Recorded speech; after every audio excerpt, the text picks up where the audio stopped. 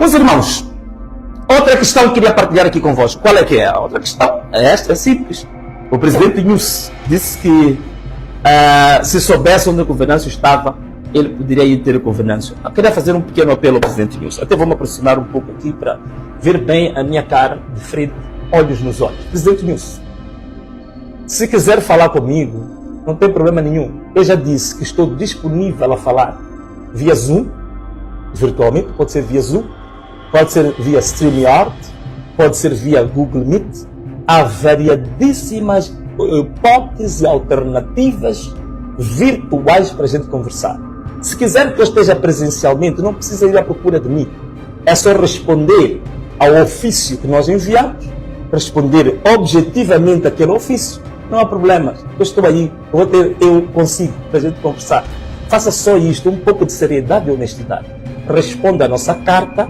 Caso contrário, façamos um encontro virtual. Estou disponível. Se quiser mesmo amanhã de manhã, se disser que vai ligar a partir da presidência o encontro virtual, eu amanhã de manhã estou de pé para a gente conversar e todo mundo saber o que o Venâncio pensa. Está bem, presidente Nunes? Forte abraço. Mas seja sério, tá bem? Seja sério. É possível a gente conversar. Não ande em voltas. Bom, meus irmãos, o que nós queremos mais dizer aqui? Forças Armadas de Moçambique, Forças de Defesa e Segurança, lamento dizer isto, mas estão desamparadas. Estão desamparadas. Não há comando. Não há comando nas Forças Armadas de Moçambique. Nas Forças de Defesa e Segurança de Moçambique não há comando. A gente tem visto aí nas cidades jovens que andam em carros civis, com armas, de repente saiam com armas, alvejam pessoas. Isto aqui é sinônimo de uma coisa muito simples. É sinônimo de uma polícia, de forças de defesa e segurança, sem comando, desordenadas, desarticuladas. Polícia não precisa se camuflar. Polícia não precisa parecer como se fosse um bandido.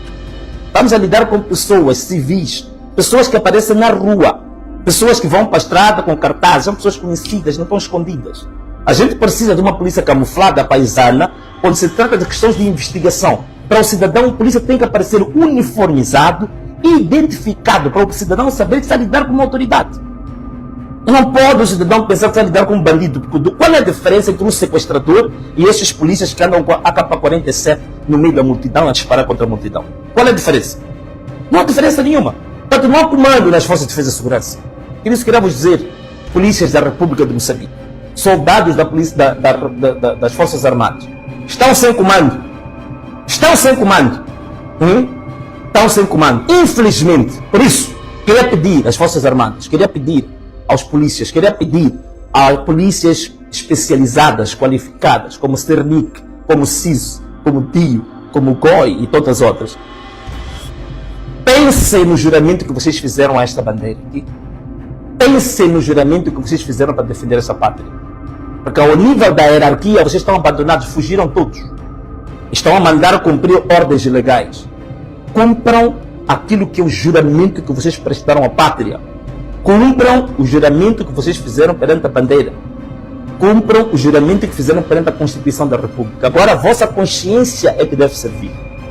Quando um exército perde o general, significa que cada soldado deve, naquele momento, ter consciência de que ele deve agir de acordo com as regras, com as normas, com as leis que regem o próprio exército.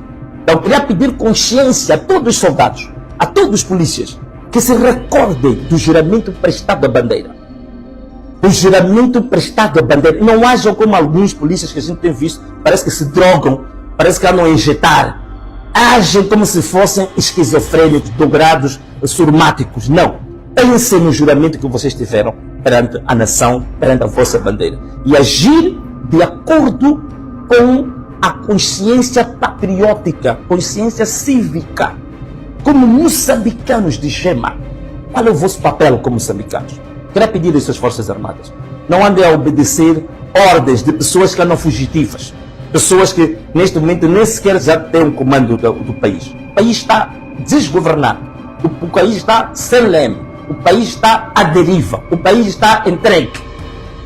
Então queria pedir isso. Outra questão que queria aqui levantar perante a vocês todos é com relação, muita gente tem me perguntado, mas como é que é a questão dos resultados eleitorais? Amanhã eu vou trazer o acordo, vou trazer o recurso que o Partido Podemos submeteu ao Conselho Constitucional e vou explicar com detalhes o que vem nesse recurso. Mas uma coisa que posso já dar aqui, uma pequena fotografia. Os 70% que a Frelimo diz que tem, como é que nós submetemos o nosso recurso? É por isso que o Conselho Constitucional está com dificuldades de fazer o acordo. Desta vez fomos extremamente inteligentes. Nós pegamos em todos os editais da Comissão Nacional de Eleições e identificamos os editais falsos. Quais são os editais falsos? Primeiro, editais que não são originais. Segundo, editais em que tinha assinaturas com o mesmo punho, com a mesma mão, que assinam por toda a mesa, todos os elementos da mesa, até para os delegados de candidatura dos partidos. É simples, mesmo uma criança de 5 anos consegue ver que é esta mesma letra que assinou em tudo. Então nós expurgamos, separamos todos os editais que eram falsos. E o que nós descobrimos? Descobrimos que 60% dos editais que a Comissão Nacional de Eleições usou para dar os 70% a Frelimo eram falsos. E nós mostramos isto ao Conselho Constitucional, que 60% dos editais que a Comissão Nacional de Eleições usou são falsos. Só 40% desses editais é que eram verdadeiros. E nesses 40% dos editais verdadeiros, nós ganhamos a eleição com 53% de votos. Eu digo sinceramente que tínhamos muito mais do que isso, mas sabemos as manobras que andaram a fazer durante a própria contagem. Prenderam nossos delegados de candidatura, impediam que nós fôssemos credenciados no nosso candidato de candidatura, não aceitavam entregar os editais, não aceitavam afixar os editais nas escolas. Portanto, tudo isto levou que a nossa percentagem baixasse, mas nós temos 53% de votos. Porque 60% dos editais entregues ao Conselho Constitucional pela CNE são falsos. É por isso que a União Europeia, a missão de observação da União Europeia, ainda disse há pouco tempo no Parlamento Europeu, a exigir que a Comissão Nacional de Eleições publicasse no seu portal os editais originais provenientes de cada uma das mesas. A Comissão Nacional de Eleições não vai fazer.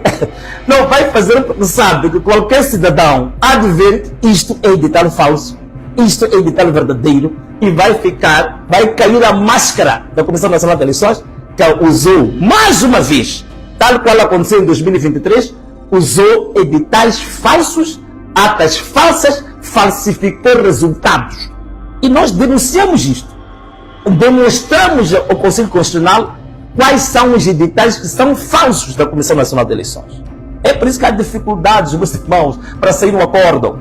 Por lei, o Conselho Constitucional já devia ter decidido em 5 dias. Isto é, nós submetemos o nosso recurso no dia 28 de outubro. Vamos contar juntos. Tinha que ser 28, 29, 30, ok? Depois dia 1, dia 2 de novembro, ou 3 de novembro, o Conselho Constitucional já devia ter emitido uma sentença ou devia ter julgado o recurso do Podemos. Hoje, passa um mês desde que nós submetemos o recurso, o Conselho Constitucional ainda não decidiu sobre o nosso recurso. Por quê? Porque sabe que a decidir sobre o nosso recurso não tem como anular os 60 editais falsos da Comissão Nacional de Eleições e considerar os 40% dos editais verdadeiros que dão vitória inquestionável a Venâncio e ao Podemos com 53% de votos. Portanto, o Podemos, nessa altura, tem, na verdade, direito a 138 deputados na Assembleia da República. A Frelimo vem em segundo lugar com 91 deputados. Estas são as provas que nós submetemos ao Conselho Constitucional. Isso é que está no nosso acordo. Amanhã, prometo explicar isto com muito vagar. E no sábado, vamos dedicar uma sessão ao vivo só para falar sobre esta matéria. Amanhã vou dar mais um cheirinho, mas no sábado só vai ser para falar do recurso do Podemos que deu entrada no Conselho Constitucional. Para vocês perceberem em detalhes, passo a passo, como é que nós chegamos a 138 deputados para o Podemos e 91 deputados apenas para o Partido Frelimo. Vamos explicar com detalhes. E o Venâncio Mondlane como presidente da República de Moçambique, sem sombra de dúvida. Vamos explicar isto, ok? Portanto, estes são os dados reais, estes são os dados que nós, neste momento, temos certeza absoluta que aquilo que submetemos ao Conselho Constitucional comprova, ok? Daí que a gente diz, os cerca de 31 deputados que a CNE diz que o Podemos tem, não tem absolutamente nada a ver com a realidade. Acima dos deputados que querem dar ao Podemos, o Podemos tem direito. Vamos lá, 31 para 138, quanto é que dá? 31 para 138, vamos falar de 31 mais 7, estamos a falar de mais 107. 107 deputados para o Podemos, que a CNE roubou do Podemos 107 deputados e atribuiu ao Partido Frelimo. 107 deputados roubados ao Podemos e atribuídos ao Partido Frelimo. Isto é coisa para a gente aceitar? É para a gente parar com as manifestações? Num caso deste, 107 deputados roubados? É para a gente se conformar com isto? É avançarmos? Só dizer que, bom, temos uma bancada, já é muito bom e tal, não sei o quê, vamos estar no Parlamento. É isto mesmo que a gente quer? É mesmo isto? Então nós não vamos parar com as nossas manifestações. Temos toda a certeza que a vitória é nossa, que o povo votou em nós e vamos continuar com as nossas manifestações. Por isso, queria pedir esforço e volto aqui a reiterar. Festas de Natal e as festas do fim do ano. Este ano 2024, meus amigos, vamos lá esquecer isso. Nós queremos organizar o nosso país. Queremos pôr o nosso país na linha. Queremos endireitar o nosso país. Queremos pôr o país nos carris. Vamos sacrificar um ano sem festa a endireitar o nosso país. Porque eles esperam publicar resultados falsos durante o Natal, porque dizem que o moçambicano é de querer beber, dormir, passear, ir ao Belém, ir às praias, ir não sei o quê, a Ponta do Ouro, ir às Chocas, ir não sei quantos, ir a Zalala. Nada disso. Não nos enganem mais. Não pense que o moçambicano é apenas um bom vivante que se engraça só com cerveja, carne e por aí fora. Não. O moçambicano agora é uma referência internacional. Somos conhecidos internacionalmente. Eu recebo chamadas do Zimbábue, da África do Sul, do Quênia, a dizerem que, Venâncio, vocês moçambicanos estão a dar uma lição ao mundo da persistência, do sacrifício. Estão a lutar pelos vossos direitos, estão a ensinar a África para se libertar dos governos corruptos em África, que dizem que trouxeram a independência, mas hoje mergulharam os seus próprios países na mais profunda corrupção, até se meterem em tráfico de drogas. Hoje, a maior parte dos movimentos nacionalistas que trouxeram a independência, hoje são os campeões do tráfico de drogas, são os campeões do tráfico de seres humanos, são os campeões da prostituição infantil, são os campeões do tráfico de armas, são os campeões do contrabando internacional, estão ligados às gangues internacionais, estão ligados à máfia internacional.